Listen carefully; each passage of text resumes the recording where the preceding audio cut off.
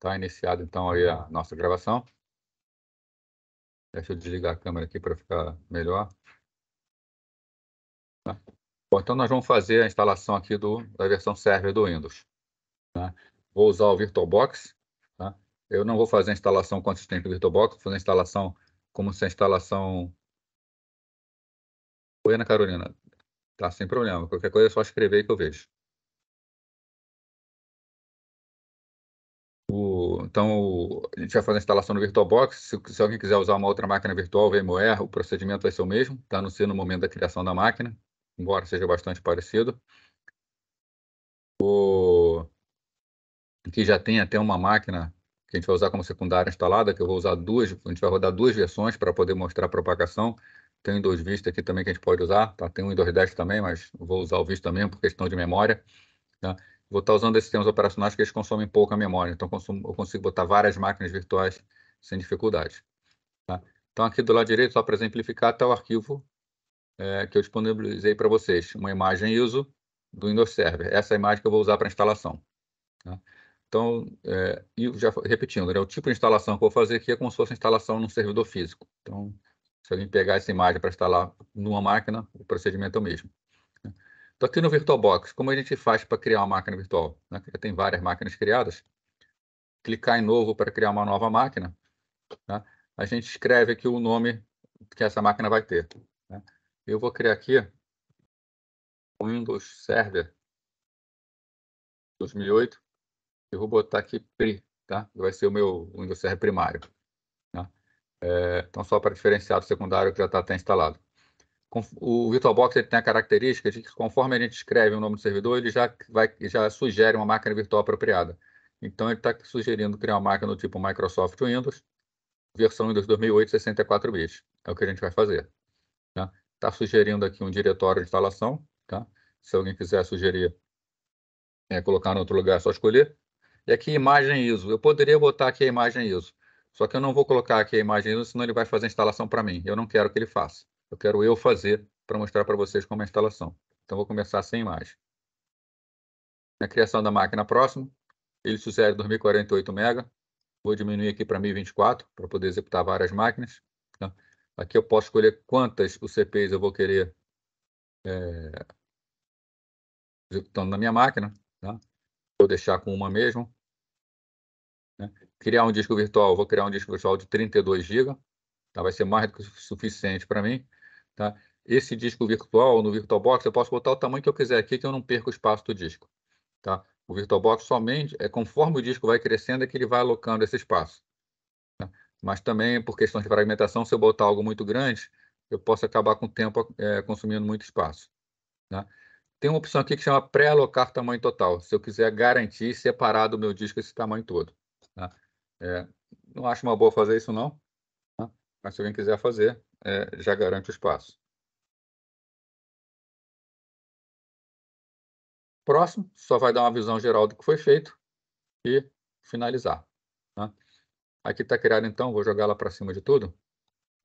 Está criada aqui a minha máquina, o Windows Server 2008 PRI. Tá? Então, essa máquina que está pura, está sem nada. Qualquer máquina, quando a gente vai fazer a instalação, a gente precisa botar um pendrive ou um DVD de instalação. Tá? Eu vou botar aquela imagem ISO, vou vir aqui em configurações. Nessas configurações eu posso mexer em várias configurações da máquina. Tá? Eu vou mudar duas coisas aqui de início. Primeiro, na parte de armazenamento. Né? Aqui está meu disco ótico, está vazio. Né? Eu vou selecionar ele e vou colocar aqui essa imagem ISO. Né? Eu poderia escolher uma imagem, mas ela já está aqui na relação que eu já utilizei. Está aqui o Windows Server. Com isso, eu acabei de colocar no DVD da máquina virtual o Windows para instalação. Uma outra coisa que eu vou fazer é o seguinte, comentar aqui com vocês a parte de rede. Tá? O VirtualBox ele dá uma série de opções para a gente utilizar em rede. Tá? O padrão é NAT. O NAT é aquela configuração onde a máquina virtual ela vai ganhar um endereço IP e ela vai compartilhar o endereço IP do hospedeiro. Tá? Então, a máquina virtual ela sai com o endereço IP do hospedeiro. Tá? Eu posso botar até 4 adaptadores de rede, eu só vou botar um. Tá? Eu tenho algumas opções aqui. Eu posso botar placa em modo bridge. Se eu botar placa em modo bridge, ela ganha um endereço IP separado do hospedeiro. Ela compartilha a placa de rede física, vai ficar o endereço IP para cada uma. Tá? Eu tenho algumas outras opções, vou comentar aqui só mais uma, rede interna. Rede interna é quando eu crio uma rede virtual interna da máquina. Essa rede só serve para uso interno. Ela não vai ter comunicação com o mundo externo, não vai ter comunicação com internet, tá? Não vai ter comunicação com mais nada. Ela só comunica com as máquinas que estão na rede interna. E o nome da rede interna eu vou deixar esse mesmo, Intnet. Tá? Então eu posso criar várias redes internas aqui. Então todas as máquinas que eu vou utilizar para esse laboratório aqui, eu vou colocar nessa rede interna. Estou fazendo uma rede só para isso, sem saída para a internet. Mais tarde a gente vai até conectar com a internet para ver. Então, as alterações, né? Botei a placa de rede no modo de rede interna e botei a imagem ISO aqui no armazenamento. Ok? Vou dar 2 cliques em cima, vai abrir a máquina virtual. Ele vai dar um boot aqui. Durante o boot, quem nunca usou a máquina virtual, vai inclusive aparecer que se eu apertar F2, eu entro na BIOS da máquina virtual. Tá? Então, no caso F12, seleciono o dispositivo de boot, F2, entrar na BIOS. Tá? Aqui então está carregando, começando a executar o DVD para instalação. Vou fazer essa instalação com vocês porque a instalação do server é muito rápida, então não vale a pena a gente ver. Lembrando que o modo de instalação que estou fazendo aqui é o mesmo modo que como se eu estivesse instalando na máquina física. Então, está sugerindo aqui, né, idioma para instalar, vou botar português, formato português Brasil, teclado português ABNT. Eu vou avançar, ele detecta que não tem nada no disco, então a única opção que ele dá é instalar agora. Então, instalar. A instalação está sendo iniciada. Esse aqui é um DVD multi-instalação, ele permite a instalação de vários formatos diferentes do Windows Server. Nós vamos instalar o tipo Enterprise. Daqui a pouco ele vai oferecer para a gente essa opção. Então, está aqui, ó. Então, nós temos 4 tipos de instalação. A Standard, né? A Standard é uma instalação mínima, não é a mínima totalmente minimalista, tá? A mínima mesmo é o Web Server, que é só Web Server. Mas a Windows Server 2008 Standard, ele vem com poucas opções, tá? Uma das versões mais baratas do Windows Server. Tem uma versão Enterprise, que é uma versão completa, que a gente vai instalar. Tem a versão Data Center, que é uma versão feita para instalação em máquina virtual de Data Center. Né? Basicamente, o que diferencia Enterprise e Data Center é o esquema de licenciamento. Temos a versão Web Server, que é quando eu quero instalar apenas um servidor web. Meu Windows vai servir apenas para ser um servidor para prestar serviço na internet como web. Tá? Então, essa é a menor instalação que tem. É a mais barata de todas também. Né? Cada uma delas, nós temos uma opção que é a opção, por exemplo, instalação completa, instalação server core. Tá? Essa instalação completa instala ele completamente com todas as interface gráfica completa. A instalação server core instala com uma interface mínima. Ela, como instala muito pouco da interface mínima, ele é muito mais rápido, né? Já que não vai ter interface de gerenciamento. Hoje todo gerenciamento é remoto. Então, se eu vou gerenciar uma máquina remotamente, vale a pena botar o server core, que eu não vou ter muitas opções de configuração na própria máquina e com isso eu vou economizar memória. E vou botar a instalação completa aqui para que a gente possa ver tudo. Então, o que eu vou selecionar aqui? Windows Server Enterprise, instalação completa. Avançar, né? Aí vem a licença da Microsoft, né? Precisa aceitar para continuar. A gente avança. Né? Aí aqui, ó, atualização ou personalizada avançada? Vai ser uma personalizada avançada, né? Eu não vou atualizar nada. Qual disco? Na criação, eu criei um disco virtual de 32 GB, então está vendo aqui, ó, 32 GB não alocado. Eu vou avançar, ele vai formatar esse disco e vai iniciar a instalação. Tá? Então, já formatou bem rapidamente, né? Está expandido e vai instalar.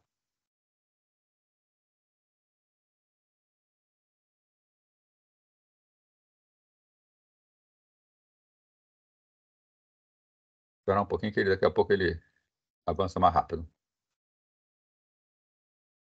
Já começou a ir mais rápido, tá? Enquanto ele está fazendo a instalação, alguém Gostaria de perguntar alguma coisa aí?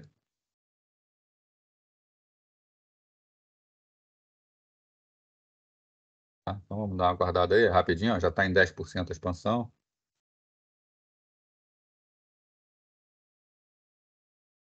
Nath, é o seguinte, tá? Vou aproveitar aqui. É,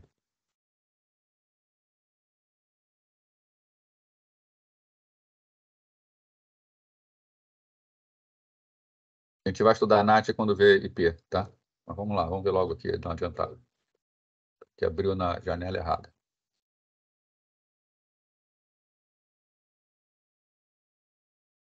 NAT você tem uma rede dentro, com algumas máquinas nessa rede. Você tem um roteador para sair para a internet. O NAT ele é usado quando a gente está usando IP versão 4. Tá? Então aqui está o roteador, aqui está a internet. O que acontece? Existe muito pouco endereço IPv4. Na verdade, não tem mais nenhum disponível. Acho que foi lá em torno de 2017, 2018, uma coisa assim, 2015. Foi alocado o último endereço IP. Então, a gente não consegue botar mais nada de novo na internet em termos de IPv4. Você é associado a um provedor, e esse provedor ele também tem muito poucos endereços para distribuir para o cliente. Então, como é que a coisa funciona? Um roteador ele tem duas interfaces, um roteador doméstico. Né? Então, está a internet, o seu roteador ele recebe o endereço IP que é válido na internet. Então, esse endereço IP que é válido é dado para o roteador. Né? E quando você... Então, esse aqui vai ser um endereço, aqui no Brasil, normalmente o endereço é 200 ponto alguma coisa. 200 ponto qualquer coisa. Não tem endereço para todas as suas máquinas aqui dentro. Então, aqui dentro costuma distribuir endereço no estilo 192, 168, alguma coisa. Então, por exemplo, 192, 168, tá, 0, 100, por exemplo.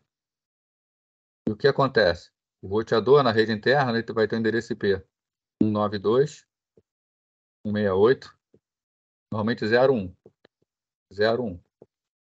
Quando você quer acessar a internet, quer acessar um servidor aqui na internet, por exemplo, servidor web, qualquer coisa, não pode sair com esse endereço IP interno, porque esse endereço não é válido na internet, ele só é válido para redes internas. Precisa sair com o endereço válido, que é o endereço que o roteador tem, por exemplo. Aí que entra o NAT. Quando a sua máquina quer acessar a internet, ela acessa normalmente, o gateway dela é 192.168.0.1, então ela acessa a internet e entrega para o roteador. O que o roteador faz quando ele tem um NAT configurado? Né? O NAT troca esse endereço IP, ao invés de sair na internet com o seu endereço IP, troca pelo endereço IP do roteador. Não, quem acessa mesmo a internet é o roteador. O roteador faz acesso ao servidor, o servidor acha que quem está acessando é o roteador, o servidor responde para o endereço IP do roteador, então a resposta vem para o roteador. Quando o roteador recebe a resposta, ele sabe que ele fez NAT para sua máquina. Então, o que ele faz? Ele chega e devolve para sua máquina. Né? Então, o papel do NAT é trocar o endereço IP no meio do caminho por um endereço IP válido para que possa permitir esse funcionamento. Tá? O NAT restrito, tá? Aí o problema é que as pessoas chamam por nomes diferentes. Aí vai depender do roteador, vai depender da mensagem. O que eu acredito que esteja acontecendo nesse caso é que o NAT, você tem como configurar ele, por exemplo, se você vai ter um jogo, por exemplo, o teu jogo vai estar rodando aqui numa porta, sei lá, vou estar a porta 222. Então você pode configurar o seu roteador para quando chegar alguma coisa para ele para a porta 222, uma conexão iniciada de fora, ele automaticamente redirecionar para a porta 222 dessa máquina aqui. Né? O que eu acredito que estejam chamando de NAT restrito no seu caso é que isso não está configurado. Então, qualquer conexão oriunda de fora, o NAT não deixa, porque o NAT ele é só uma ponte de dentro para fora. Você mapeia de dentro para fora e você traz de volta as respostas que vêm de fora. Mas não deixa de fora para dentro, a não ser que você faça o chamado servidor virtual, aí tem vários nomes dependendo do fabricante. Eu acredito que esse tenha sido o teu problema de NAT restrito. É muito difícil, Igor. Você está perguntando como rastrear um crime virtual, né? Se está usando VPN, é muito difícil. Porque servidores de VPN, eles não fazem registro. Tá? É uma das coisas que você faz contrato quando você faz com um servidor VPN. Então, você tem um servidor VPN para você, um atacante que ele faz? Ele sai por um servidor VPN e todo o ataque parte do servidor VPN, mas o contrato que você tem com ele é que o servidor VPN não faz log. Então, se a justiça for em cima desse VPN, ele fala o seguinte: ó, eu não tenho log, eu não sei dizer quem é. Né? Por isso que você não encontra servidores de VPN, por exemplo, nos Estados Unidos, no Brasil. Você até tem máquinas nos Estados Unidos e no Brasil, mas a sede é em países, por exemplo, como Romênia, Rússia, onde a legislação permite isso, não fazer log. Tá? Então, embora a máquina até esteja em países que a legislação é mais dura, a sede é num país onde a legislação é bastante flexível. E aí, como não tem log, é praticamente impossível rastrear.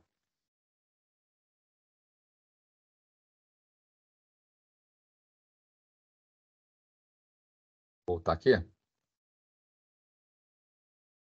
Cadê? Perdi o mouse. Já está expandindo 86%. Mais um pouquinho termina a instalação.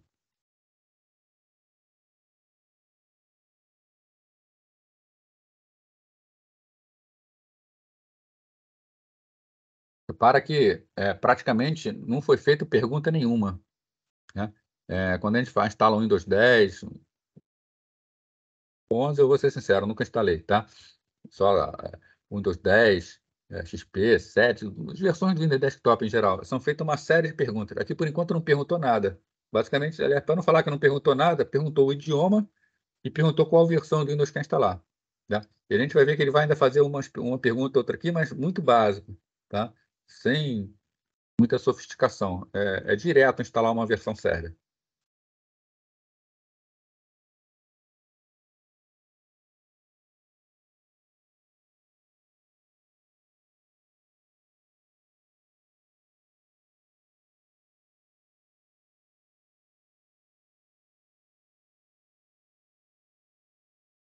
Eu achei que fosse ser mais rápido, tá? Acho que porque eu estava fazendo outras coisas quando eu instalei das outras vezes. Mas já está acabando aí.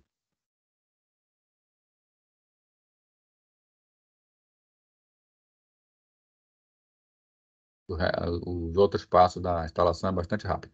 Até porque, como a gente não tem conexão com a internet, ele nem vai encontrar a atualização para instalar.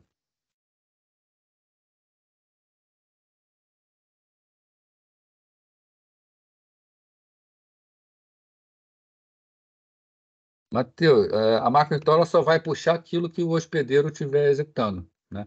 Se você tiver com o hospedeiro executando muita coisa, ela vai puxar. Né? Aí já vai reiniciar, a instalação acabou, foi rápido. Se estiver executando muita coisa, vai puxar. Agora, se não estiver executando, não vai puxar muito, não. Tá? O que ela puxa mais, que é mais preocupante, não é nem CPU. O que ela puxa mais é memória, porque a CPU vai ser compartilhada de acordo com a demanda. Então, se a máquina está usando, se está fazendo processamento pesado na máquina hospedeira, esse processamento vai refletir na máquina convidado, esse processamento vai refletir na máquina hospedeira. Agora, a memória que você disponibiliza para a máquina virtual, para a máquina convidado, você perde. Né? Essa memória ela fica para ela toda, independente se está em uso ou não. Até por isso que eu usei o Windows Server, não foi nem por questão de processamento, foi questão de memória. E com o Windows Server 2008 eu coloquei para ele 1 GB de memória, mais do que o suficiente. Para versões mais recentes não dá para funcionar bem assim, não. Então, normalmente, o que pesa mais é memória. Agora, concluindo a instalação. Professor, Oi. você disse que não tem servidor físico de VPN no Brasil? Eu entendi errado? Não é que não tem servidor, não tem empresa. Ah, Tá? tá. Tem o servidor, mas esse servidor ele é um servidor que pertence a uma empresa que está hospedada em outro país. Né? Porque a legislação brasileira exige que haja rastreamento de crimes. Ah, entendi. Entendi. Né? Então, o que eles fazem? Eles têm a sede em outro país, eles colocam o servidor aqui. E aí, quando a justiça vai em cima deles, fala assim, não, tem que mandar para a sede. Nós estamos na Romênia. Aí você tem que ir lá na Mas, Romênia. mas assim, mesmo assim, tipo, a legislação permite, por exemplo, a empresa não é nacional, mas eles meio que estão agindo legalmente aqui dentro, entendeu? Está lá no Não, servidor legal. permite. Ele só tem uma máquina aqui dentro. O seu contrato, o seu pagamento é todo feito no exterior, né? Pelo menos os que eu Entendi, conheço são assim. Você tem que ter um cartão de crédito internacional. entendi. Obrigado, tá? Você vai pagar lá no país de origem dele. Então, quer dizer, o teu contrato, na verdade, é lá fora. Só tem uma máquina aqui para dar acesso à rede aqui. um gateway.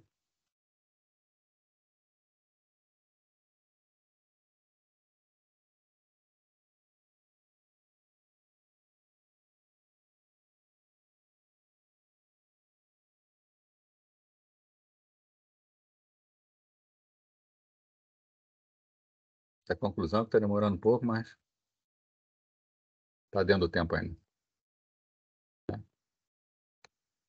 Ele vai reiniciar novamente. Repara como o boot é rápido. Ó. O boot na máquina virtual normalmente ele é um pouco mais lento, né?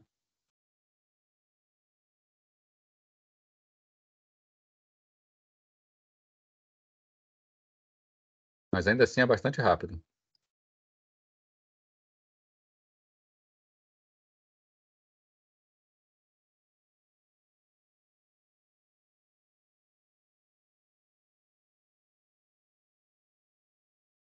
Agora entrou naquela fase de primeiro uso, né? Vai fazer algumas perguntas. Eu vou comentar aqui, eu vou me focar, a nossa disciplina é rede, tá? Então, eu vou falar o mínimo aqui do sistema operacional, não vou ficar me concentrando no Windows, não, né? Então, a gente está falando que a primeira vez tem que botar uma senha, né? Uma versão server é obrigada a ter senha, não tem jeito, não tem jeito. Vou botar uma senha aqui. Confirmar a senha. Então, senha foi alterada, ele já vai entrar. Todo o software de máquina virtual, tá?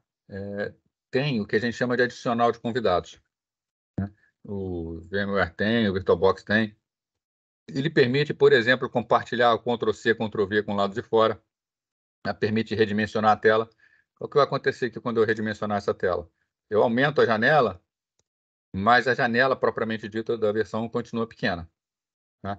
Então, vou fechar tudo aqui e vou colocar o chamado opcionais de convidado, tá? Então, a gente vem aqui, dispositivo, inserir, CD dos adicionais de convidado, né? O server ele não executa o CD automaticamente, então vou vir aqui, tá? O CD está colocado aqui, dentro do computador. Vou executar. VirBox, Windows Additions, tá? Vai ser, isso aqui, então, é o software que vai permitir a comunicação da máquina virtual instalada com o hospedeiro de uma forma mais facilitada. É sempre bom a gente instalar, né? Esse adicional de convidado vem para vários sistemas operacionais. É rapidinho, apenas um software de... Vou mandar ele sempre confiar aqui para não perguntar toda hora.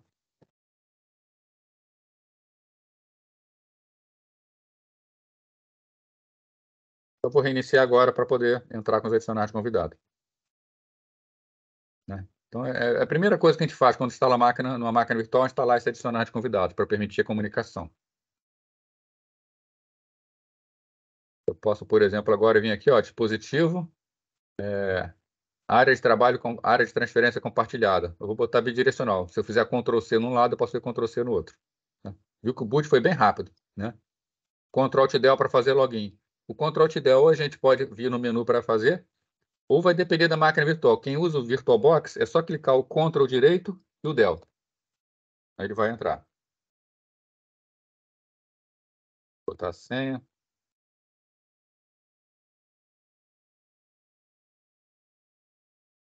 A primeira, sempre que executa a primeira vez, tá? Ele vai abrir uma janela aqui, que é uma configuração para a gente poder fazer as configurações iniciais do servidor. Então, por exemplo, fazer a ativação do Windows, eu não vou ativar aqui, então até tem a chave para ativação dele, mas não vou ficar fazendo ativação, né? Definir um fuso horário, já está certo, -3 de Brasília. Configuração de rede, tá? A gente precisa dar um endereço IP aqui. Então, já clica aqui em configurar rede, configuração local, propriedade. Vou desabilitar aqui TCP/IP versão 6, vou trabalhar só com 4. Usar o seguinte endereço IP. Eu vou usar na minha máquina aqui, né, o endereço 192.168.10.51. Máscara, vou deixar essa máscara aqui mesmo, tá? Do 55.255.255.0, né? E gateway padrão, vou botar um gateway dessa rede, mas não vai ser utilizado, porque é uma rede fechada. O endereço do roteador, né? Não teremos roteador. 192.168.10.1. A gente vai instalar um servidor DNS. Então, vou dizer que o servidor DNS é o dele, é ele mesmo, tá? Então, ele é o 192.168.10.51. Eu vou botar que o servidor DNS é 192.168.10.51. 51.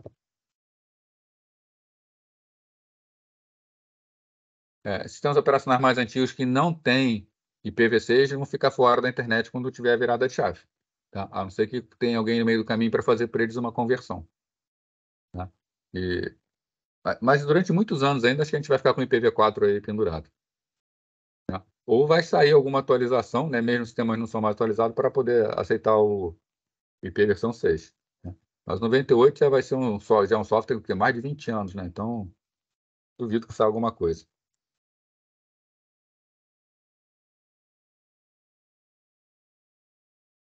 Eu já fiz a primeira configuração inicial, foi colocar o endereço IP, e vou dar um nome também para esse computador. Né? Vem aqui, ó, fornecer nome e domínio para o computador. Vou vir alterar. Tem esse nome aqui meio maluquinho. Vou chamar essa máquina de servidor 1. Botou S na frente. Servidor 1. E o grupo de trabalho eu vou chamar de Lab Redes. Ok. Ele leva um tempinho para se registrar no novo domínio. Tá, bem-vindo ao domínio Lab Redes. Tá? Ele vai querer reiniciar novamente. Essa foi a última configuração que a gente fez. Aí lembrando que toda vez que dá um boot na máquina, que a máquina entra, ela entra naquela parte de configurações de fazer as configurações iniciais do servidor, né? Coisa que a gente não precisa fazer a todo momento. Então, o que a gente pode fazer agora?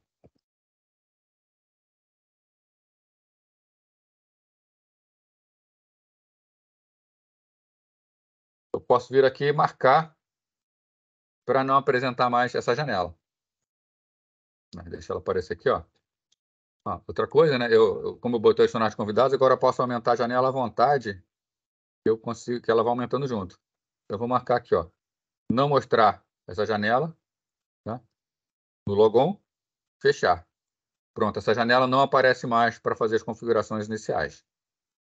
Né? Essa aqui sempre aparece, gerenciamento de servidores, que normalmente é o que a gente faz quando entra no servidor. Mas já tem até um link para ele aqui embaixo, clicando aqui ele abre. Então, fechar também. Se eu me arrepender e eu quiser ver novamente aquela janela inicial, é só executar um programa chamado OOBE. Tá? Botou OOBE, dá Enter. Tá? Não é isso, não. Já executar OOBE. Eu botei certo. OOBE.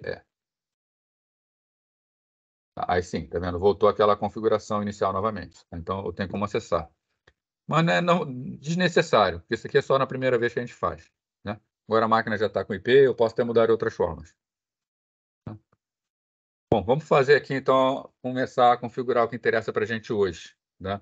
Hoje, o nosso interesse aqui é configurar um servidor DNS. Tá? Eu quero mostrar para você um servidor DNS. Primeiro, a gente vai configurar um servidor para um domínio específico. Depois, nós vamos usar esse mesmo servidor para acessar a internet. Tá? Vamos começar aí? Quer falar mais alguma coisa? Última coisa? Rafael, para entregar pelo Canvas, tá? Basta um do grupo entregar, não precisa todo mundo, não.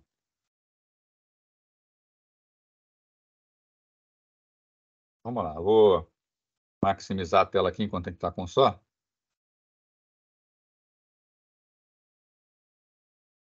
Então, está aqui a tela do meu servidor. Como a gente faz? A gente vem aqui, tá? Na opção, tá, de configuração de servidores, gerenciador de servidores, tá? Clicando aqui em cima. Ou ela existe aqui no iniciar. Quase tudo nosso vai estar em ferramentas administrativas, tá? Gerenciador de servidores. Repara que não existe, ó, aqui, ó, está em ordem alfabética. Diagnóstico, diretiva, firewall. Não tem aqui uma opção de DNS. A gente vai fazer a instalação do DNS e vai aparecer aqui a opção do DNS. Tá? Gerenciador de servidores, pode ser por aqui, eu clicando no ícone aqui embaixo. Tá? Aqui eu tenho informações, tá? Onde eu posso instalar funções, eu posso instalar recursos na máquina. Tá? Basicamente, qual é a diferença entre função e recurso? Né? Quando eu instalo uma função, tá? Em funções, eu estou falando em serviços que essa máquina vai prestar para a rede. Né? Então, aqui em funções, eu vou poder instalar um servidor DNS, tá? Eu vou poder instalar um servidor DHCP, eu vou instalar um servidor web. São coisas que a máquina disponibiliza para prestar serviço para outras máquinas. Né? Quando eu falo em recursos, eu estou falando em expandir a funcionalidade do sistema operacional local como um todo. Tá? Então, funções é prestar para a rede, recursos é prestar localmente.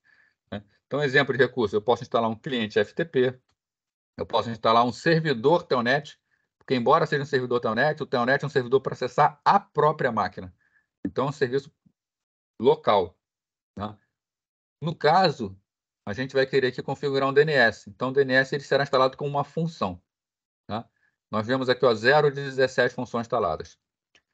Para instalar esses softwares de funções, recursos, tudo mais, o Windows Server ele não necessita de nada externo. Tá? Ele já tem tudo na própria instalação, já está tudo disponível. Basta instalar e habilitar a partir do próprio diretório da instalação. Eu quero fazer então aqui, adicionar funções. Tá? Então vou adicionar uma função aqui. Aí ele dá antes de começar, conta uma historinha. Posso até mandar ignorar para a próxima vez. Próximo.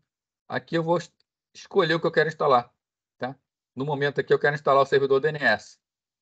Então marco servidor DNS, vem em próximo. Né?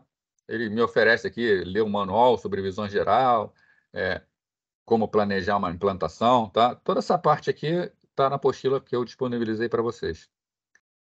Eu clico em próximo, ele agora vai falar que vai fazer a instalação. Instalar.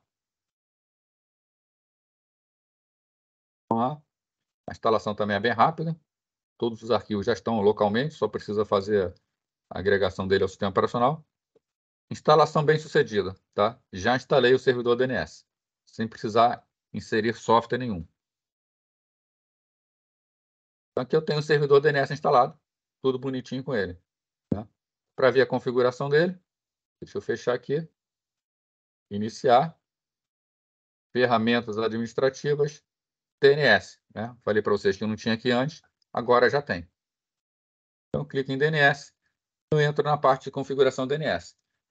Se essa máquina, quando eu instalei, vocês lembram que eu dei o nome dela de servidor 1. Então, é o que aparece aqui, ó, servidor 1. Eu abro aqui, ele aparece uma série de informações sobre o servidor 1. Zona de pesquisa direta, inversa, encaminhamento. Tá? Então, vamos conversar sobre algumas coisas do DNS, verificando essas instalações aqui. Né? Bom, então vou explicar primeiro algumas coisas para vocês. Né? Quando a gente faz uma instalação do DNS, a gente tem que fazer algumas escolhas. Tá? Primeira, quando a gente instala uma zona, uma zona é um domínio. Tá? Nós temos que dizer se nós vamos fazer uma instalação direta ou uma instalação inversa. Tá? Lembrando, tudo que eu estou falando para vocês aqui está na apostila que eu disponibilizei. Uma zona direta é a zona que traduz um nome em um endereço IP. Então, crio um domínio e quando eu pergunto para ele sobre uma máquina do domínio, ele me devolve o endereço IP desse domínio.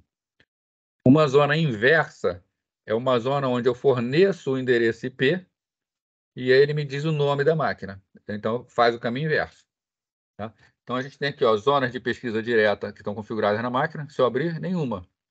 Zona de pesquisa indireta, inversa, também nenhuma. Também não tem encaminhador. Encaminhador é para passar adiante solicitações. Né? A gente não vai nem mexer nisso, que é pouco nobre a tarefa de ser encaminhador. Né? Ainda, beleza, temos a direta e a inversa. E cada uma dessas ela pode ser configurada como primária ou secundária. Né? Uma zona primária é uma zona onde eu configuro no próprio servidor. O servidor é o responsável pela zona. Só que a gente conversou semana passada que DNS é um serviço muito importante. O serviço cai, a gente perde as informações sobre esse serviço. Né? Então, é comum a gente ter backup. Tá? Para servidores de backup poderia atuar caso o servidor principal caia. Então, a zona secundária é a zona de backup. Então, nós também vamos criar aqui zona primária e secundária. onde a zona primária é feita a configuração e essa configuração é automaticamente copiada para a zona secundária. Então, servidor redundante de backup. Tudo que a gente faz no primário, a informação vai sendo automaticamente transferida para o secundário. Ok, esses conceitos, gente? Conforme a gente for fazendo a configuração, também vai fixar mais. Né? Bom, então o que a gente vai fazer aqui? Vamos iniciar a nossa configuração do DNS. Né? A gente vem aqui em servidor, marca o servidor, clica com o botão direito em cima e aqui nova zona. Tá? Com nova zona, eu vou dizer que eu quero configurar um novo servidor DNS. Tá? Aliás, não vou nem botar nova zona, não. Vou botar aqui diferente. Vou botar configurar um servidor DNS. Tá? Ele vai fazer mais perguntas. Avançar. Ele bota aqui, ó, criar uma zona de pesquisa direta recomendada para pequenas redes. Criar uma zona de pesquisa direta inversa, recomendada para grandes redes. Tá? Eu, no roteiro aqui, eu preparei para a gente primeiro criar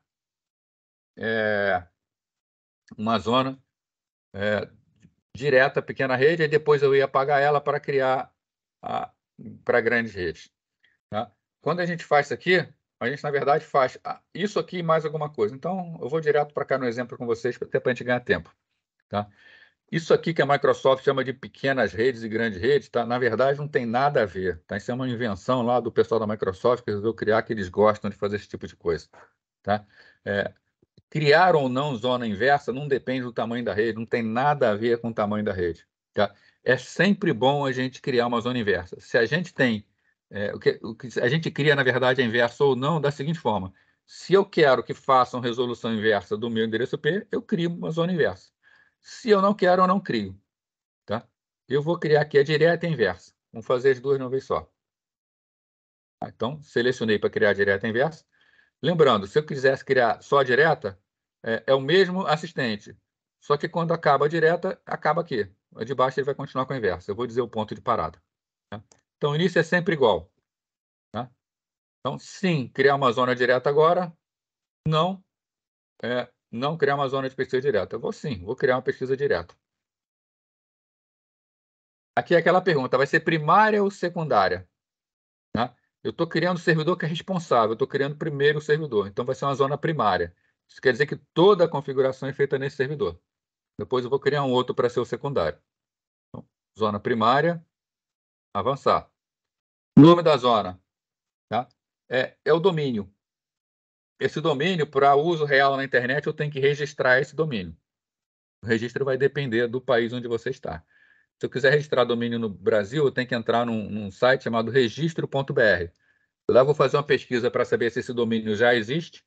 Se não existe, eu reservo ele para mim, gero um boleto, pago, e a partir desse momento eu sou o dono desse registro. Aí eu vou configurar aqui. Tá? Aqui eu vou criar um domínio fictício que eu vou chamar de LabRedes. labredes.com.br. Então, isso aqui, partindo do princípio que eu fui lá e paguei para ser o dono desse registro. Desculpe, desse domínio. Avanço, ele agora vai criar o domínio. Criar um novo arquivo com esse nome, ele sugere o nome do arquivo, ou usar um arquivo existente. Se eu estou migrando um servidor DNS para outro, eu posso trazer um arquivo já com a configuração toda pronta. Não é o nosso caso, então vou criar um arquivo novo. Né? Atualização dinâmica. Atualização dinâmica o Windows, tá? Quando você está dentro de um sistema Windows, que você faz um login numa rede Windows, é possível que a sua máquina, ao receber o endereço IP dinâmico de um servidor DHCP, que a gente também vai fazer, ela entre no servidor DNS e ela configure o servidor DNS com os dados dela. Ou seja, isso aí está falando para o servidor DNS para ele aceitar que clientes informem para ele o endereço IP que o cliente recebeu. Normalmente, isso não é uma boa ideia, você deixar que máquinas externas configurem o servidor DNS. Tanto que o padrão é não permitir atualização dinâmica. A não ser no ambiente de intranet, um ambiente super controlado, sem acesso à internet, o ideal é isso aqui. Tá? Se você quiser fazer, ele até alerta, é uma vulnerabilidade de segurança, é só marcar permitir. No caso, vou botar não permitir, eu prefiro a segurança. Avançar. Bom, lembra que eu falei lá no início para vocês o seguinte, Eu posso estar criando para pequenas redes, que é a zona somente a zona direta, ou grande rede, que é a direta e inversa. Se eu estivesse configurando aqui a opção de pequenas redes, ele terminaria aqui, seria um botão finalizar. Como eu estou botando aqui para redes grandes, ele agora está perguntando, eu quero criar uma inversa?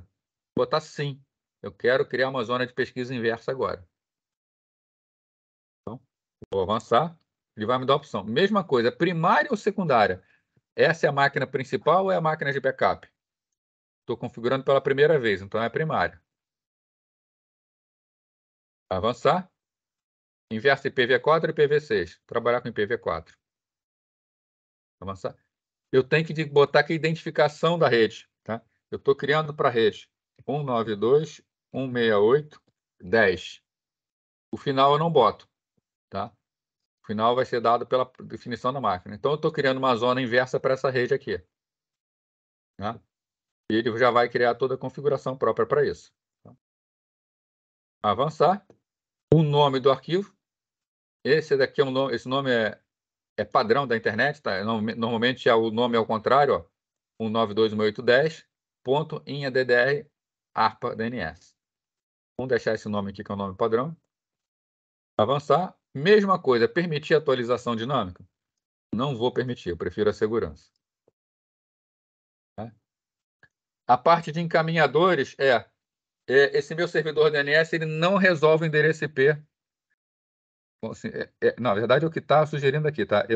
Está sugerindo se eu configurar como encaminhador, ele não resolve endereçamento IP de forma iterativa, como a gente viu semana passada. Ele não procura na internet servidores para resolver. Ele repassa a bola para outro. Para ele repassar a bola para outro, eu tenho que botar com o endereço IP do outro servidor.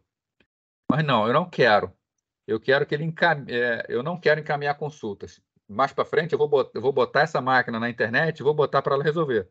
Então, ele não vai encaminhar consulta, ele vai ser um servidor completo. Tá? Ele vai fazer todo o trabalho.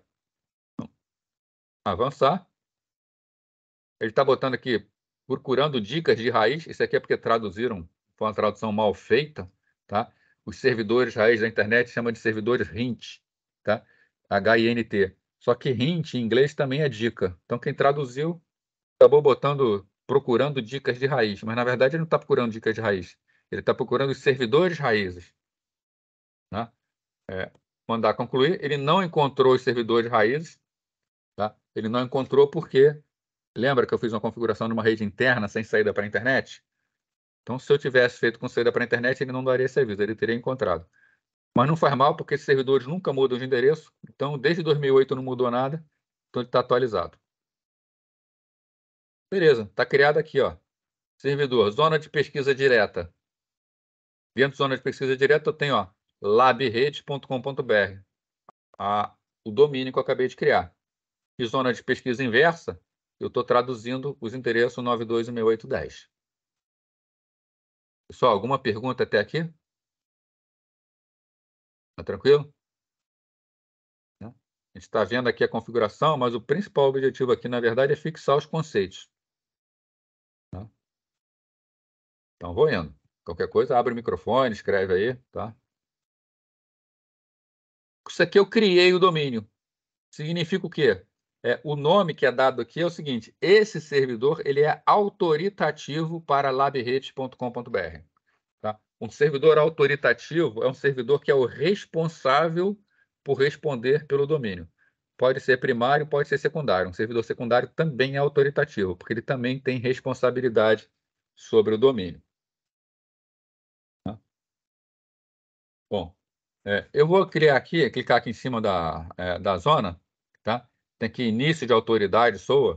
Se eu der 2 cliques, eu obtenho informações sobre essa zona. Tá aqui, ó, tá o início de autoridade. Né? A conversa entre servidores primários e secundários, ela se dá, né? E a troca de informações vai depender do número de série. Então, o número de série aqui eu posso mudar de vez em quando. Sempre que eu clico no botão incrementar, eu estou aumentando. Ó, o número de série agora é 2, o número de série é 3. Se eu quiser forçar uma transferência entre zonas, é só incrementar o número de série, que o número de série do backup, do secundário, vai ficar diferente. E quando ficar diferente, ele vai buscar a versão nova aqui. Né? Servidor primário é o servidor 1, é a máquina é a própria máquina, tá? Responsável é o endereço de e-mail do responsável. Eu posso botar aqui, por exemplo, admin.labredes.com.br. Tá? Isso aqui é uma informação administrativa. Tá? Se alguém consultar o meu servidor e perguntar quem é o responsável, ele vai dizer que esse é o responsável. Então, normalmente, aqui a gente coloca o endereço de e-mail do responsável.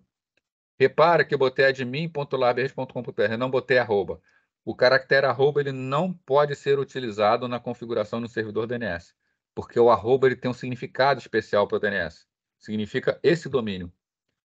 Então, isso aqui vai ter que caber a quem olhar as informações, ele vai ler, pô, o e-mail é admin.labredes.com.br. Eu vou desconfiar. Ah, beleza, então o e-mail, na verdade, é admin@labredes.com.br, tá? Mas lembrando, isso aqui é informação para humanos, não para máquinas. Aqui tem algumas informações, intervalo de atualização, né? Intervalo de atualização é por quanto tempo a informação é válida, né? Então, significa que a cada... esse intervalo aqui está falando o seguinte, o backup, a cada 15 minutos, tem que vir no principal para ver se mudou alguma coisa. Ele vai conferir o número de série a cada 15 minutos. Se ele tentar e falhar, ele tenta novamente a cada 10 minutos. Tá? Expira após. O cliente, o que acontece? O backup está tentando se atualizar com o servidor. A cada 15 minutos ele vai atualizar. Em caso de falha, ele fica fazendo novas tentativas a cada 10 minutos. Ele vai fazer essa tentativa durante um dia.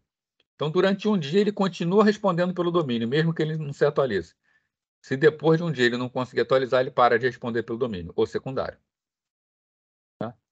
E o tempo de vida mínimo padrão, 1 hora, significa que clientes DNS que receberem qualquer informação de registro, essa informação fica válida durante 1 hora. Não precisa voltar nesse servidor para pegar nova informação. Tá? Só dar um OK aqui. OK, o domínio, eu não tenho nada ainda. Tá? Vou levantar aqui uma outra máquina virtual.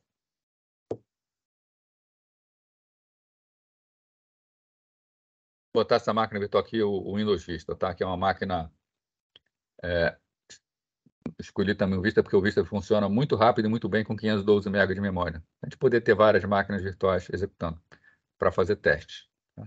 Enquanto o Vista está iniciando, vamos aqui no servidor.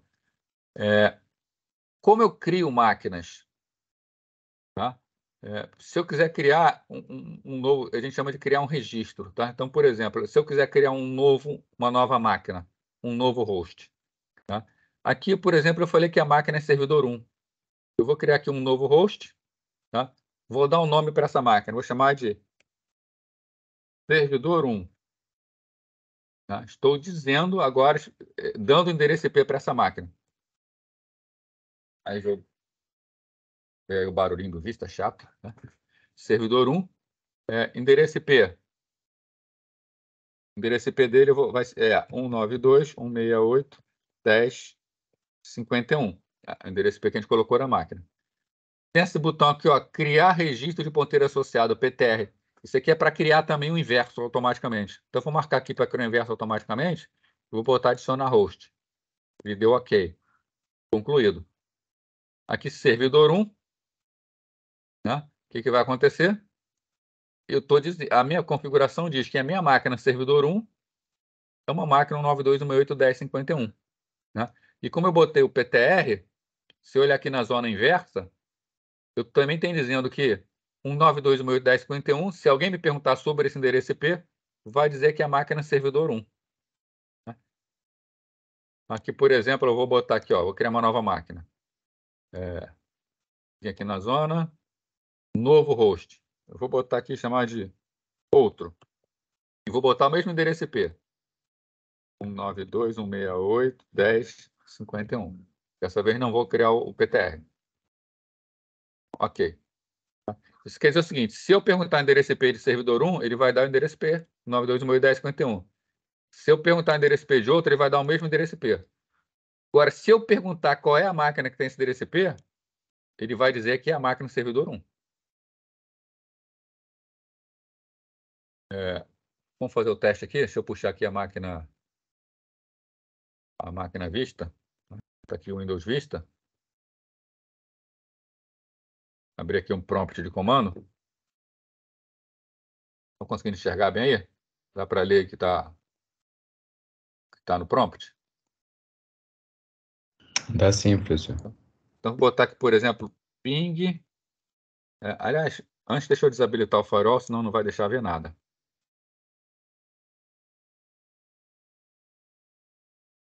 Aqui, logo, firewall do Windows.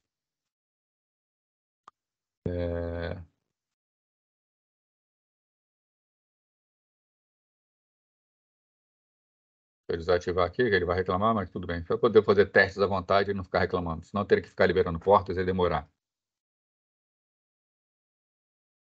Por conta da pesquisa inversa. Isso mesmo, Matheus. A pesquisa inversa é quem diz quem é o dono. Tá? A gente vai fazer alguns testes aqui. Tá? Então, aqui agora eu posso voltar lá no Vista. Vou botar aqui ping. Primeiro vamos testar se está funcionando. 192.168.10.51. Então, o ping está havendo resposta. Tá? Então, as máquinas elas estão se falando. Vou pegar a configuração dele, a ipconfig. Essa máquina está configurada com IP 192.168.10.61. Tá? E o... Deixa eu pegar mais informações. ipconfig/all. O servidor... Faltou o barra. Caramba, agora o teclado não está bem configurado para essa máquina aqui, não. Tá? Bem, vou fazer o seguinte, vou pegar direto aqui da placa de rede.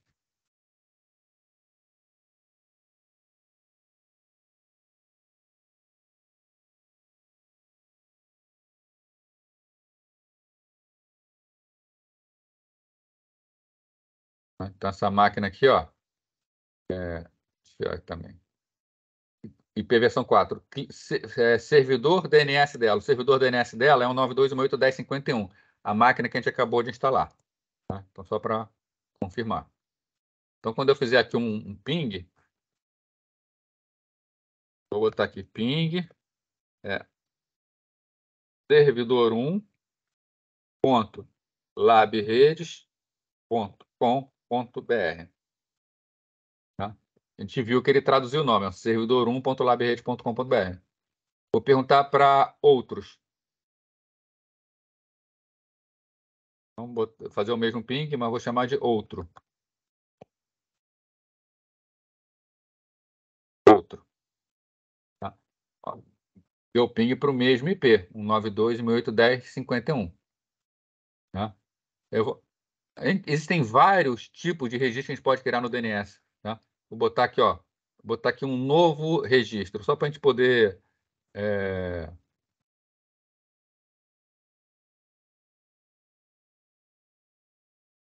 Outros registros novos, tá? Aqui, para alguns exemplos, tá? Eu posso botar um alias, que é um apelido. Eu posso criar um banco de dados, tá? Eu posso criar uma entrada de correio eletrônico, tá? MX. Eu posso criar uma chave pública. Então, eu posso criar vários registros no DNS, né? Os mais comuns são realmente de host, tá? Um tipo também que eu vou botar aqui agora é um apelido. Vou botar aqui um apelido, ó, criar registro. Então, nome do alias, tá? Eu vou criar um apelido chamado... vou chamar de novo. Tá? Então, vai ser novo.labredes.com.br. Qual vai ser o endereço IP? A máquina. Esse apelido vai ser um apelido para servidor 1. Servidor 1. Tá? Então, concluído. Um apelido novo é um alias para servidor 1. Então, repara que tanto faz se eu chamar por novo, por outro ou por servidor 1. Todos eles vão levar para o endereço IP. A diferença, servidor 1 tem esse endereço, outro tem esse endereço. Elas são máquinas diferentes para efeito de DNS. Já o novo, ele é um apelido para servidor 1. Se eu vier aqui no cliente, eu diminuir agora o tamanho da tela, que está muito grande. Poder trabalhar com 2 janelas aqui ao mesmo tempo. Eu estou com vista do lado direito. Ping, novo, ponto, labredes.com.br.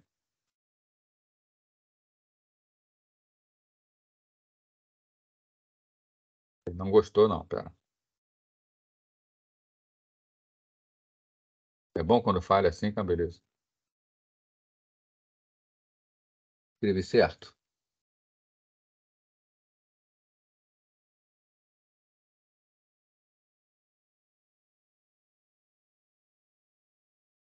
Vou criar de novo lá, só para garantir. Vou apagar esse registro aqui, excluir. Zona de pesquisa direta. Não. Botão direito. Botar aqui logo novo alias, cname. Chamar de novo. servidor1.labredes.com.br. Se eu botar o nome completo, eu tenho que botar o ponto no final, tá? Esse agora vai com o novo.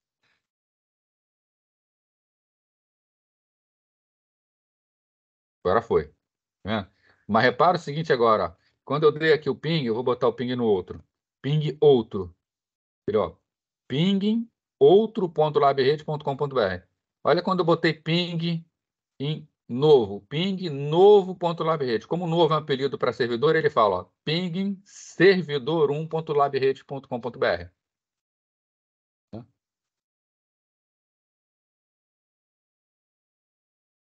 Bom, agora vamos fazer um teste aqui. Como é que a gente faz o teste do reverso? Então, a gente pode fazer o teste na própria máquina ou na outra máquina. Tá? Existe um aplicativo que é chamado DNS Lookup, que é um aplicativo que faz testes no DNS. Tá? Eu posso botar, por exemplo, eu posso perguntar, dentro do DNS Lookup, ele já está falando que ele vai usar o servidor 192.168.1051, que é o servidor que está aqui. Tá? Se eu pergunto, por exemplo, quem é a máquina outro.labredes.com.br, ele me responde o endereço IP, ó.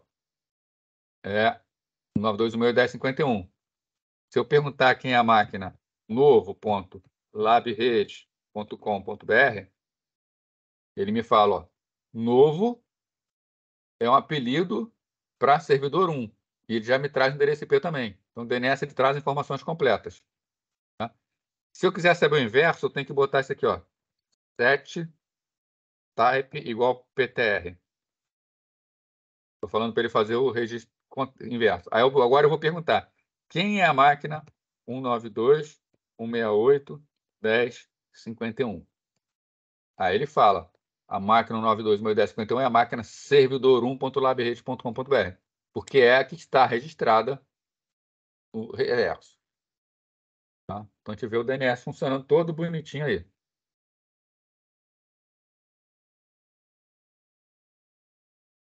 Tá legal, gente? Tá tranquilo aí? Uma pergunta?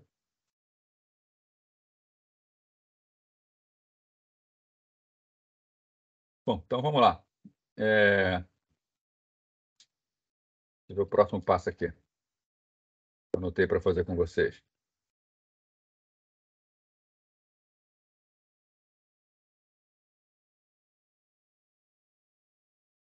Bom, vamos fazer então agora um passo que é importante, que é como a gente faz para configurar um secundário. Eu falei para vocês o seguinte, se eu quisesse registrar esse domínio no LabRede, eu tinha que entrar no site registro.br, primeiro verificar se esse domínio já tem dono. Se o domínio não tem dono, eu solicito esse domínio para mim, eles vão reservar, eles vão me emitir um boleto, eu vou pagar esse boleto e eu vou ter direito a utilizar esse registro durante um ano. Anualmente eu tenho que registrar. Não é caro manter um domínio. Tá? A última vez que eu vi, se não me engano, estava R$ 50 para você manter 3 registros. Você pode fazer a cada grupo de 3. Então, você registra 3 domínios e paga R$ 50 por ano por esses 3 domínios. É muito barato mesmo. É mais uma contribuição para manter a infraestrutura em funcionamento. Né?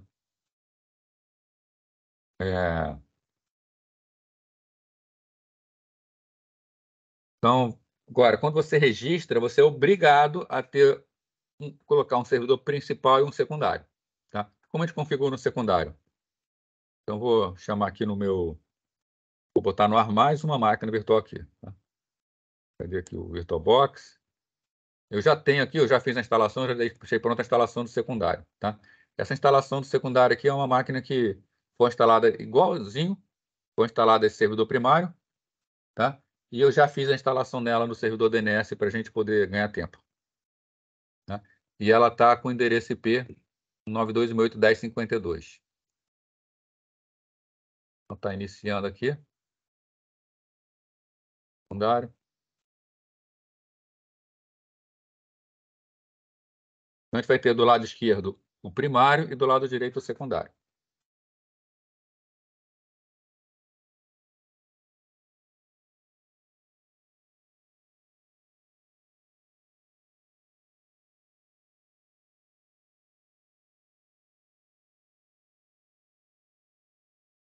Se quiser brincar de servidor em casa, tá? Faz o download, faz as brincadeiras aí, vale a pena aprender aí.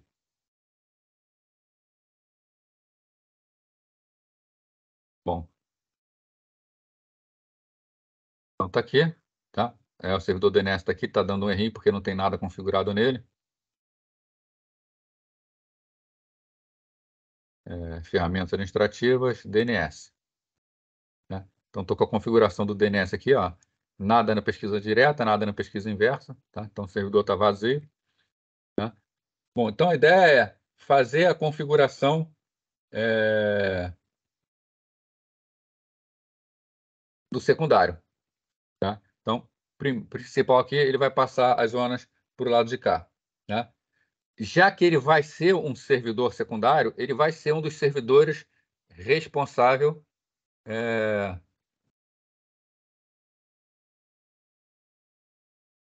o Jonathan botou o quê? O tempo é pouco, realmente. O ideal seria até que a gente tivesse um laboratório, né? Mas depois vai fazendo, a gente vai tirando dúvidas, tá? E durante as aulas a gente está com tempo sobrando, tá? Eu posso, se vocês tiverem dúvida, não conseguiram fazer alguma coisa, eu posso colocar os servidores no ar de novo e a gente rever tudo, tá? Mas a ideia mesmo aqui é ver como faz, né? Depois vocês fazerem para fixar aí, a aula está gravada para isso, né? Então, a ideia aqui, se eu vier aqui em cima da zona, né? Clicar com o botão direito, tá? E vir nas propriedades dela, uma das abas que tem são os servidores de nome. Quem são os servidores que são responsáveis por esse domínio? Essa máquina, que eu chamei aqui de servidor 2, ela também será responsável pelo domínio. Tá? Como ela também será responsável pelo domínio, eu preciso dizer para a zona que ela será responsável. Né? Então, primeiro passo aqui, eu vou criar uma entrada para ela aqui na zona. Né? Então, novo host, eu vou criar um servidor 2. Tá? Servidor 2. Estou de novo S. Servidor 2. Tá? Endereço IP do servidor 2. 192.168.10.52. E vou criar o inverso para ele. Criado com sucesso, concluído. Então, já tem servidor 1 e servidor 2. Tá? Agora, eu vou aqui no domínio e vou dizer que servidor 2 é uma máquina também do domínio. Propriedades, tá? Servidores, nome. Eu vou adicionar servidor 2. Aqui, servidor 2.labrede.com.br e vou mandar resolver. Tá? Ele resolveu, tá? Ele dá uma reclamada aqui, não tem problema, é só dar OK, tá? Que ele colocou lá. Tá? Ele deu uma reclamada ali porque não está configurado nada no servidor 2 ainda. Mas o importante agora é aqui, quem são os servidores responsáveis pelo domínio? Servidor 1 e servidor 2. Tá? OK. Tá? Entrou aqui até uma entrada, olha. Deixa eu mandar ordenar aqui. Servidor 2.labredes.com.br é um servidor de nomes também. Tá?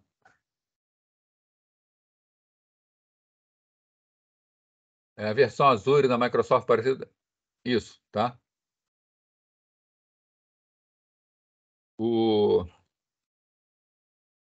Então, beleza. Já falamos que é. Agora, o que a gente precisa fazer?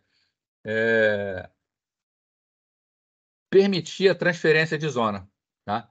Permitir que o servidor 2 consiga pegar as informações do pai. Então, novamente, a gente vai nas propriedades, tem uma abinha aqui que é transferência de zonas, tá? Eu posso colocar aqui os servidores que vão receber, né? Primeiro eu tenho que habilitar, permitir a transferência. Se tiver desabilitado, não permite. Aqui eu estou permitindo. Aqui eu posso listar quem vai receber, mas eu já tenho o meu servidor configurado aqui na aba servidor de nomes. Então, posso deixar marcado aqui apenas servidores locais listados na guia servidor de nomes. Como o servidor 2 está listado, já vai me resolver o problema, tá? É bom clicar aqui no botão notificar para ver, ó, quem vai ser notificado das alterações. Servidores listados no servidor de nome. Então, sempre que alterar o servidor pai principal, o backup vai ser também. Tá? Então, aqui está configurado o pai, né? O que eu vou fazer agora? No pai está tudo feito. No pai não, desculpa, no primário está tudo feito, né? Ele já autorizou o servidor 2. Eu preciso agora vir no servidor 2 e dizer que ele é o secundário. Como a gente faz, né? Vem aqui em zona de pesquisa direta, botão direito, nova zona. Ele vai perguntar primária ou secundária. Nesse caso, ele é o secundário. Uma zona DNS só tem um servidor primário, que a configuração é feita nele. Todas as outras são secundárias. Então, ó, secundário, avançar. Qual é o nome da zona? labredes.com.br. Avançar. Endereço IP do servidor. 192.168.10.51. É o servidor que vai ter a zona principal, né? Vou apertar Tab, ele vai lá, ó. Contactou, fez tudo bonitinho. Vai para a próxima. Concluir. Tá? Já está aqui a zona Lab Redes. Se eu clico em cima, tá, eu vou obter as informações da zona. Tá? Aqui, a zona não carregada pelo servidor, às vezes leva um tempinho para fazer a carga inicial. Né? Vou esperar um pouco.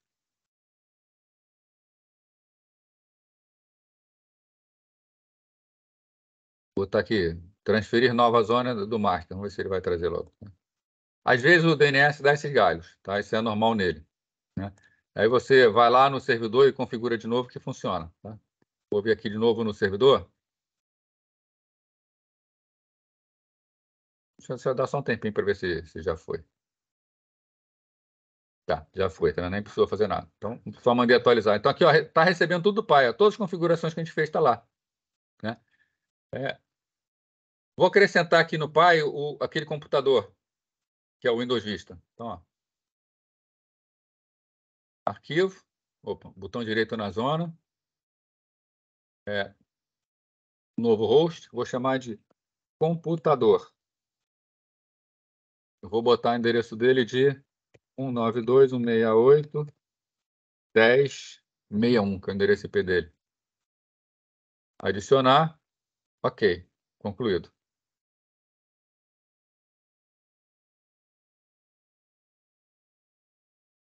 Vai levar um tempinho para propagar, né? Deixa eu mandar ver aqui. Já está lá, o computador. Ele já recebeu. Então, tudo que é feito no principal vai para o secundário. Esse aqui é um backup do principal. Tá? Se por acaso der algum problema no servidor principal, o servidor backup é contactado e ele passa a responder pelo DNS. Tá? E se eu quiser criar 3, 4, 5 backups, é só sair fazendo a mesma coisa nos outros, acrescentando aqui. Tá? Então, essa sincronização, criar servidor de redundante de backup é muito fácil no DNS. Perguntas aí, gente?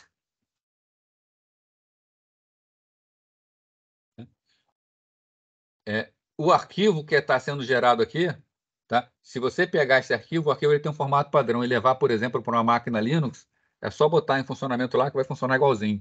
Se você pegar um arquivo que estava configurado na máquina Linux e trazer para o Windows, também vai funcionar igualzinho, sem dificuldade. Vamos partir para coisas mais bonitas agora. Tá? Vamos fazer o seguinte: criar subdomínios. A gente viu que quando a gente criou um domínio, quando está vendo na sala de aula, a gente viu que cabe ao dono da zona criar os subdomínios. Cada um é que decide quantos subdomínios vai ter. Tá? E existem algumas formas diferentes de criar subdomínios. Vou mostrar 3 para vocês aqui que são rapidinhas. São as 3 formas que tem. Tá? Até para a gente entender o seguinte, eu criei aqui o domínio labredes.com.br. Né? Como esse meu servidor seria encontrado na internet? Né? Como ele seria encontrado? Como seria possível encontrar esse servidor? Tem um mundo inteiro para procurar por aí. Tá? Na verdade, o que acontece é o seguinte, labredes.com.br ela é um subdomínio de .com.br. Então, quando eu faço o meu registro lá em Registro BR, o que os administradores do domínio .com.br fazem? Eles criam um subdomínio chamado LabRedes, assim como a gente vai criar um subdomínio assim. E é assim que as coisas funcionam no DNS. Tá? Sempre que você cria um novo domínio, você coloca ele como subdomínio de alguém. E isso é feito todo o encadeamento. Tá? Então, o que o pessoal do .com.br fez? Tá? Eles têm algumas opções para criar o subdomínio. Eles vão fazer a última que a gente vai fazer aqui. Tá? Mas vamos ver alguns exemplos de subdomínio. A maneira mais fácil de criar um subdomínio é quando eu sou o administrador do domínio e do subdomínio. E está tudo na própria máquina. Então, eu posso chegar simplesmente, eu vou criar o domínio chamado dom1 dentro de LabRedes. Tá? Eu venho aqui com o botão direito, ó, clico com o botão direito e vou botar aqui, ó, novo domínio. Né? Qual é o novo domínio que eu estou criando aqui dentro? Dom1. Ok. Né? Se eu abro aqui, ó, dentro de labredes.com.br, eu tenho o domínio dom1. Simplesmente eu venho aqui, vou criar uma nova máquina aqui, um novo host. Chamar de Mac1. Vou botar o endereço IP dela, 192.168.1061. Adicionei. Foi criado com êxito. Ok. Concluído. Se quiser testar, ping, máquina 1, ponto, labredes, desculpa, é dom1, né? Domínio 1. dom1, ponto, labredes.com.br. Já está resolvendo, tá? É um subdomínio dom1 dentro de LabRedes. Né? Quando a gente usa essa opção? Quando eu sou o administrador que vou administrar tudo aqui dentro. Tá? É a maneira mais fácil que tem. Tá? Outra maneira que eu posso criar, em vez de criar como um subdomínio, eu posso criar como uma zona separada, mas dentro do próprio servidor. Né? Eu venho aqui, por exemplo, zona de pesquisa direta. Nova zona. Avançar. Vou criar uma zona primária e vou chamar de domínio 2. Domínio 2, ponto, labredes. Escrever certo aqui, labredes.com.br. Nome do arquivo, vai criar no arquivo em separado, tá? A diferença dessa para outra aqui é que eu crio um novo arquivo. Não vou permitir atualização, aquilo que a gente já havia conversado antes. Concluir. Está criado aqui o domínio 2 labredes.com.br. Criar aqui uma máquina Mac2.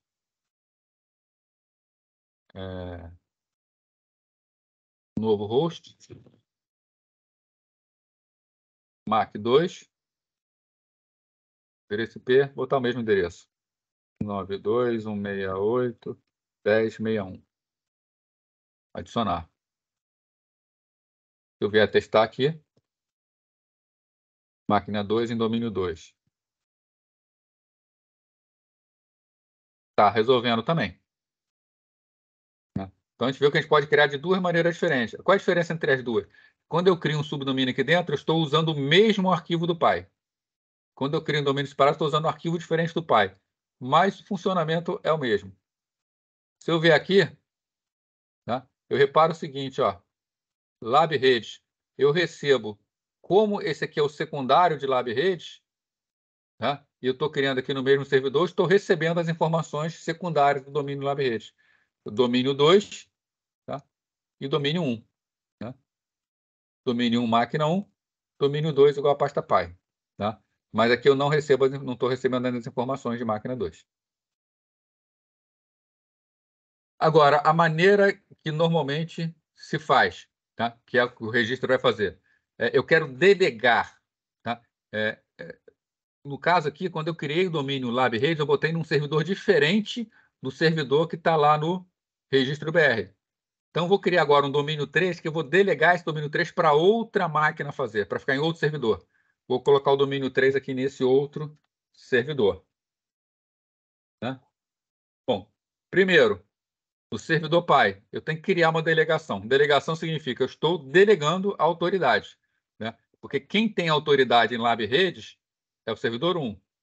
Né? Então, vou vir aqui, tá? No servidor 1, né? Clicar com o botão direito, nova delegação. Cadê ela aqui?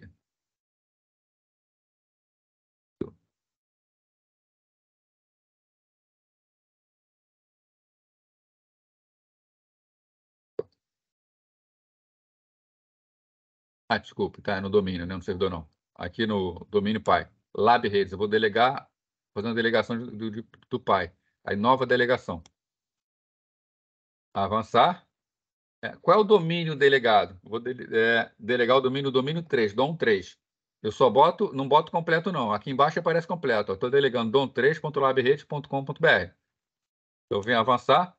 Eu vou delegar para quem? Vou delegar para servidor2.labredes.com.br. Mandar localizar. Já achou? Tá? Ele sempre reclama, não tem problema, só dá OK aqui. Né? Então, ele vai delegar para esse cara aqui. Né? Concluir. Então, aqui tem uma delegação agora, que é de domínio 3, tá? Que está delegado para o servidor 2. Eu tenho que vir no servidor 2 e fazer a configuração de uma nova zona. Né? Como ele delegou, o servidor 2 vai ser a zona primária. Então, zona de pesquisa direta, nova zona. Né? Vai ser uma zona primária.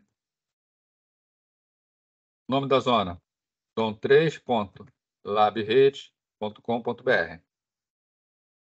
Avançar. Criar o arquivo. Não permite atualização dinâmica. Concluir.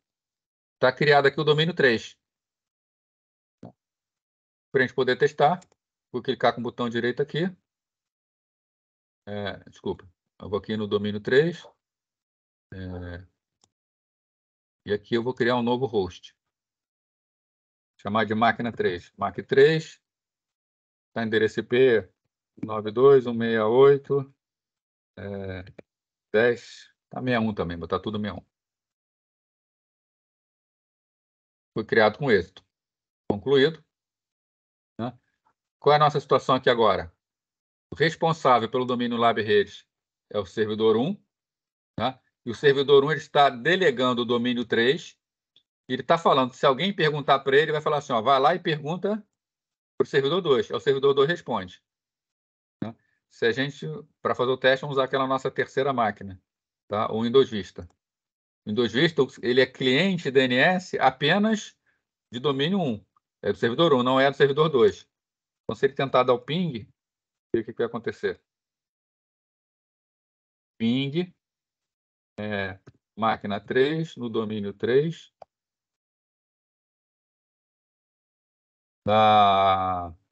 em labredes.com.br. Ver se vai dar certo. Aí deu certo. Né? O cliente foi no servidor, servidor 1, e o servidor 1 está delegando para o servidor 2, que responde pelo domínio. Tá? Então, esse aqui é um exemplo do funcionamento da internet. A internet, tudo começa no domínio raiz, e é feito delegação atrás de delegação. Sempre que é criado um novo domínio, é feita uma nova delegação, e a busca de árvore DNS é feita com base nessas delegações. Né? A gente viu essa figurinha semana passada de como funcionava o DNS.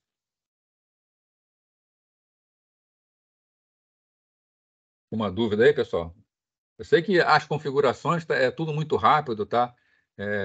Mas vocês vão ter praticar aí, vocês têm tudo para praticar. A ideia mesmo aqui, o principal que eu queria ver é se vocês estão entendendo os conceitos de funcionamento.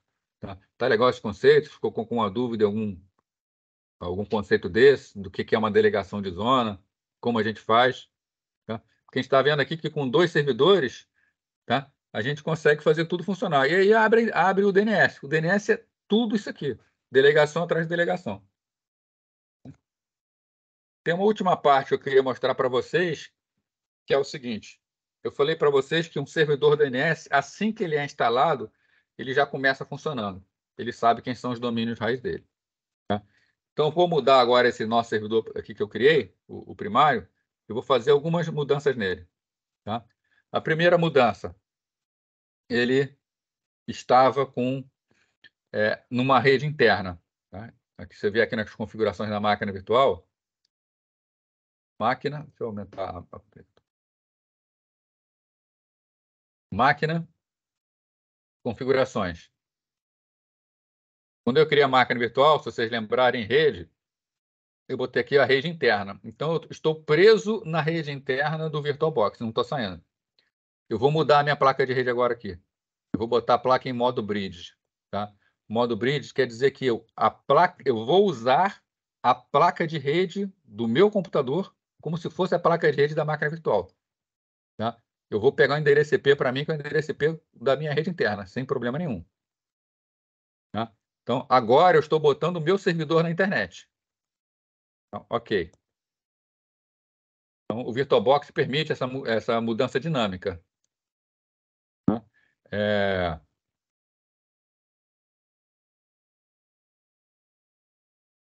Bom, beleza. Só que eu tinha configurado a minha máquina aqui com o endereço IP 192.168.10.61. Tá? Esse endereço não me serve na minha rede real aqui.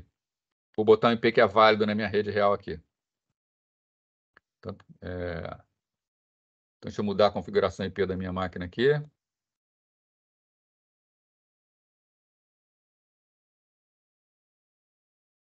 Vou botar ela na internet, então. Eu quero botar ela aqui. Eu poderia até botar o BTMP automaticamente, mas o servidor DNS ele vai começar a reclamar, porque o servidor DNS ele tem que ter um IP fixo. Tá? Então, eu vou botar o endereço IP que é válido aqui na minha rede. Vou botar o endereço IP 192.168.0.222. A máscara de subrede é exatamente essa. E o meu gateway aqui é o gateway 192.168.0.1. E o servidor DNS eu quero que seja ele mesmo. Tá? Então, 192.168.0.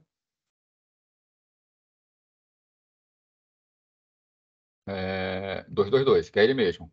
Tá? Então, estou botando um IP nele que é válido na minha rede para que ele possa ir à internet. Estou dizendo que ele é o servidor DNS dele. Ok, ok, fechar. O problema aqui é que o navegador dele é muito antigo. Vamos ver se ele vai funcionar com alguma coisa aqui. Deixa eu botar com o Internet Explorer. Vou tentar acessar aqui o Google, que é uma página bem simples. www.google.com. Está falando que eu vou sair para a internet. O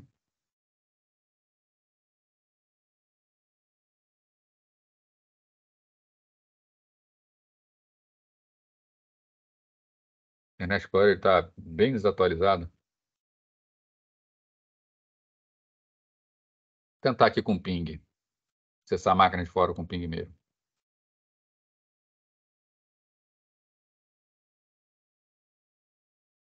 Aqui, ó, ping www.google.com. Deixa eu ver se está funcionando também, se eu configurei certo a rede. Tá vendo? Ó? Então, meu servidor DNS traduziu o endereço do Google e fez o ping. Fazer também google.com.br.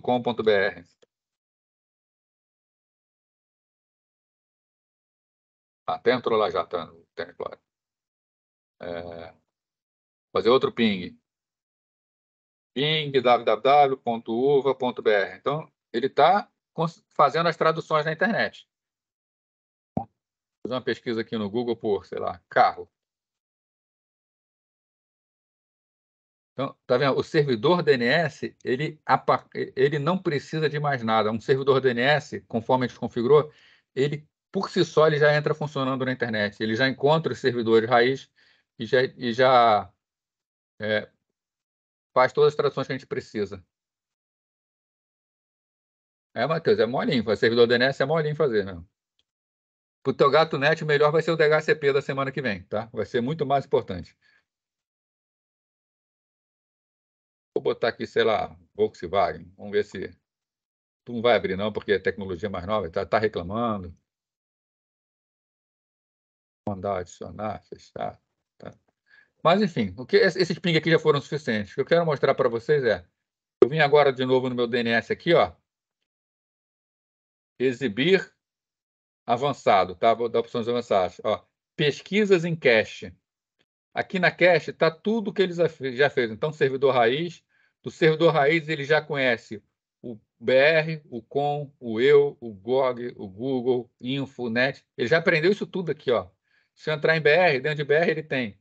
Ele já conhece UVA, já conhece com, né? Do UVA, ele já aprendeu a máquina www de UVA. Do com, ele já aprendeu o Google, já aprendeu o LabRate, já aprendeu o Volkswagen, que tentou entrar, aprendeu o VW. Então, isso aqui é outro aspecto que eu queria mostrar para vocês, servidor DNS. Ele traduz e ele guarda na cache. Isso aqui tudo é cache que ele já acessou. Então, os primeiros acessos podem até demorar um pouquinho para ele fazer a tradução toda. Mas uma vez que ele já tem na cache, vai bem mais rápido, né? Provavelmente agora ele vai acessar o Google aqui mais rápido, né? www.google.com. Porque já tem a tradução DNS, já tem tudo.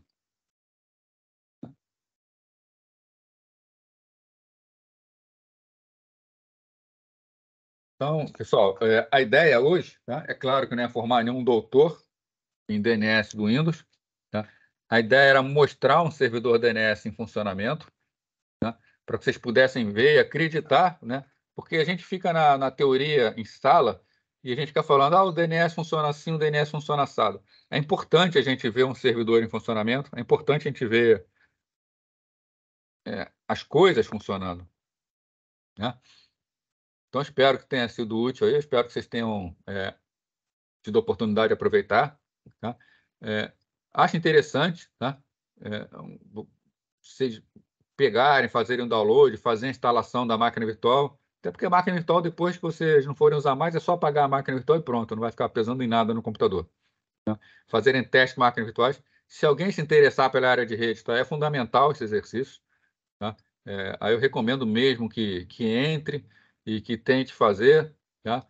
No Canvas eu liberei para vocês uma apostila, que eu também já falei, né? Isso aqui que a gente fez hoje é um resumo da apostila que eu coloquei para vocês, lá é bem mais completo. A gente fez no 2008 aqui, mas DNS é DNS. Tá? Os conceitos que estão aqui, a forma de trabalhar vai ser a mesma no Azure, no 2029, tá? No Linux. Tá? O que importa mesmo são os conceitos.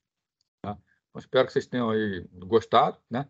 Semana que vem a gente vai entrar falando da teoria do DHCP, e logo depois eu entro com esses mesmos servidores, a gente bota para funcionar o DHCP, que vai ser importante lá, tá? Para a gatonete do colega de vocês, né?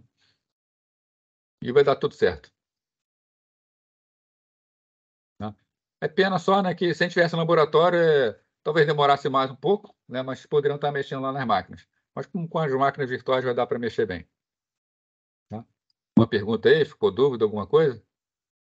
Antes disso, só perguntar aqui, deixa eu achar aqui, né? Alex de Souza, tá aí?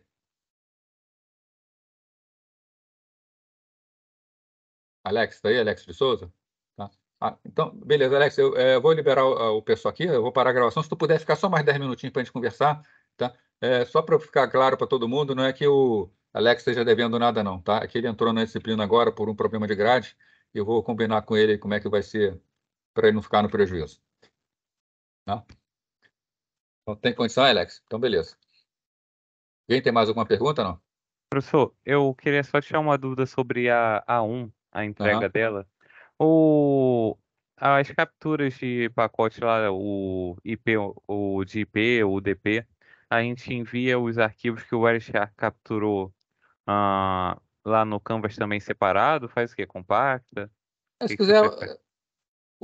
alguns alunos têm mandado os arquivos todos separados no envio só. Eu Né? mandei tudo separado no envio só, Se a puder fazer, princípio. isso é melhor para mim corrigir. Eu Tá? fiz assim, então. Tá. Mas se Tá, não certo. conseguir, compacta no arquivo, eu vou ter que fazer o download, abrir, só perde mais tempo. Né? Uhum. Mas pode mandar também compactado, quem não conseguir mandar separado. Mandei Mas para separado, correção é melhor tranquilo. compactado mesmo. Como tu Uhum. mandou, é melhor. Tá. Faria, professor. Mais alguma dúvida aí, pessoal? Deixa eu só fazer parar a gravação, puxar a lista.